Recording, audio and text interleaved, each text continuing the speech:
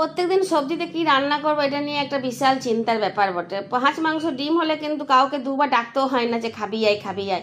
রান্নার সময় যে গন্ধ ওঠে তাতেই সবাই রেডি থাকে যে কখন মা খেতে দেবে।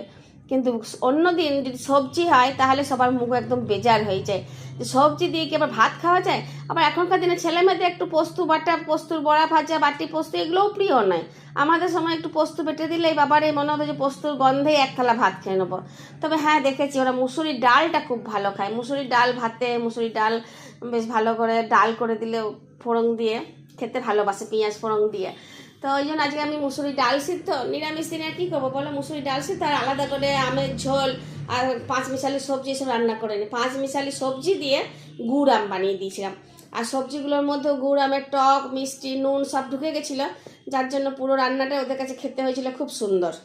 আর আচার মানেই তো বুঝতে পারছো যে জিভে জল আনা একটা ব্যাপার।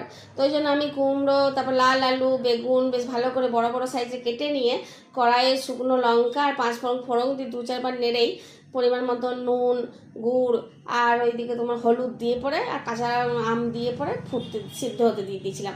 সেদ্ধ হলেই ওপর থেকে তোমার ওই শুকনো ভাজা মশলা ছড়িয়ে নিয়ে নাড়ে ছেড়ে শুকনো করে নামিয়ে নিলাম। তবে এটা চাইলে তুমি 2 দিন রাখতে পারো, তবে 2 দিনের বেশি রাখা যাবে না। কিন্তু খেতে হয়েছিল অসাধারণ।